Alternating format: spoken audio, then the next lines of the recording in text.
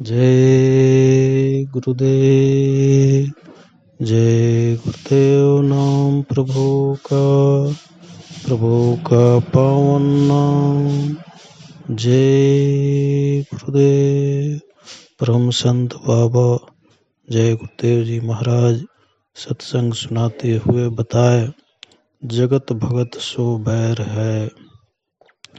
एक बार बाबा जय गुरुदेव ने कहा था कि सत्संगियों का दुनियादारों से मेल कभी नहीं हो सकता, क्योंकि उनका रास्ता शरीर के ऊपर है और दुनियादार शरीर को ही सब कुछ समझकर इस दुनिया में भटकते हैं।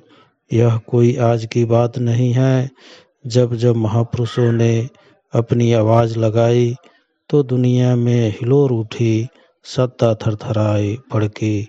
धर्म के ठेकेदार, अपने को समझने वाले लोग लाल पीले हुए आम जनता को भड़काया, डराया, धमकाया और परिणाम यह हुआ कि इंसान दिन दुनिया दोनों अपने हाथ से खो बैठा।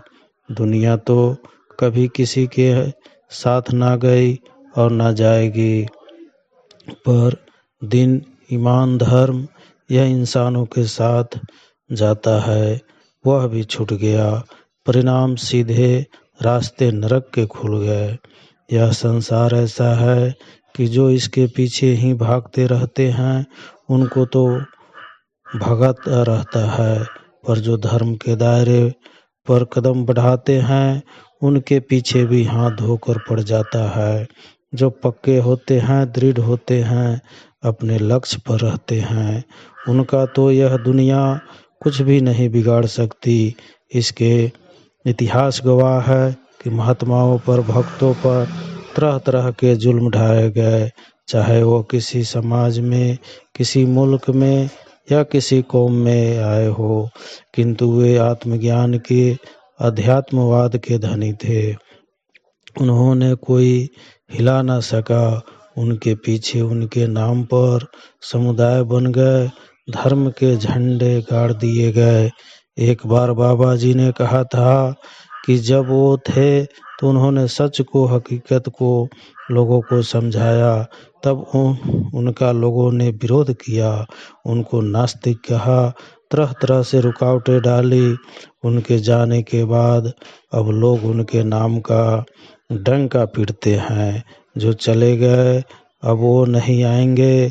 उनके बोध और ज्ञान को लेकर जो महापुरुष उतरा होगा उसके कदमों में जाना पड़ेगा। यह भी सत्य है कि इस धरती पर महापुरुष सदा रहे और सदा रहेंगे। हम उनको कहीं भी ढूंढ ले। जमाना बदला, महात्माएं बदली, आचार विचार बदले, देखना सुनना बदला, मानव मूल बदले, सामाजिक, पारिवारिक और देश की स्थिति बदली। सबकी तोड़ मड़ोड़ कर पनपा निरंकुश लोकतंत्र। अब सब आज़ाद हो गए, किसी का कोई बंधन नहीं, सबको मिली बोलने की स्वतंत्रता। एक तो करेला तुझे चढ़ा नीम, जगत भगत का बैर तो हमेशा रहा। अब तो सब स्वतंत्र है, किसी को भी कुछ कहने के लिए। बाबा जय गुरुदेव की वाणी ऐसे समय में गूंजी है जब भगत तो आज भी अपनी जगह पर अडिग खड़े हैं, पर जगत लड़खड़ा गया है।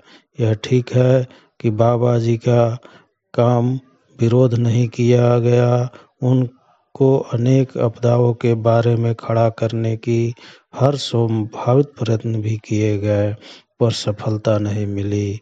देखते देखते अपने को तिस्मार खा बनने वालों के चिथड़े निकल गए। अप्रत्याशित घटनाओं के झटके ने जनमानस को हिला दिया और अब तो लोग दुनिया में ही डरे हुए हैं। विवश होकर भगवान अल्लाह, खुदा, गॉड को याद कर रहे हैं। बाबा जी ने कहा था कि हार कर, विवश होकर, मजबूर होकर तुम धर्म और ईश्वर को मानोगे। क्षमा कीजिएगा, गेट और दंगल में झकझोर दिया है लोगों को। सरकारी भोंपू कुछ भी चिल्लाए, सब ईस्ट इंडिया कंपनी की स्थापना के इतिहास को याद कर रहे हैं। बाबा जी कह रहे हैं कि विदेशी पूंजी निवेश से देश का नुकसान होगा, पर देश के ठेकेदार इसको अनसुनी करके डंकन और गेट का गुणगान कर रहे हैं। समय बदल गया है, जगत भगत का बैर तो पीछे रह जाएगा। अगर समय से काम ना लिया गया तो आपस में ही संघर्ष हो जाएगा, लोकतंत्र की बैसाखी टूट जाएगी। जय गुरुदेव।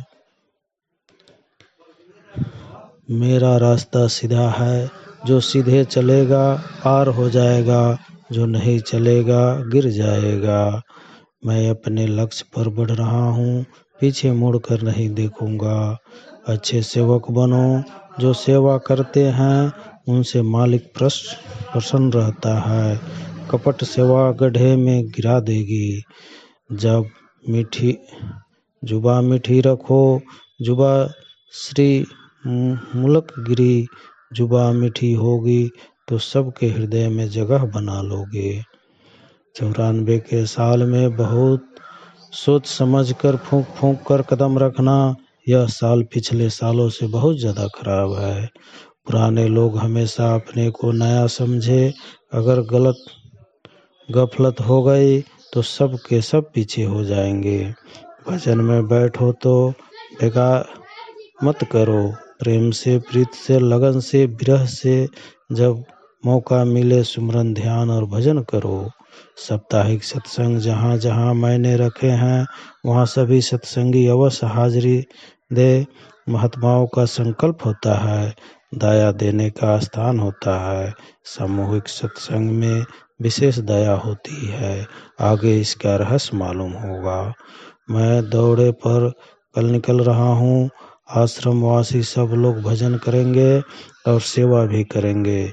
इधर उत्तर प्रदेश, फिर नेपाल, 12-13 दिन, फिर बिहार आदि स्थानों में जाऊंगा। 1.5-2 महीने या उससे भी अधिक समय लग सकता है। चारों तरफ से सूचनाएं आ रही है, लोग इंतजार कर रहे हैं। जय गुरुदेव।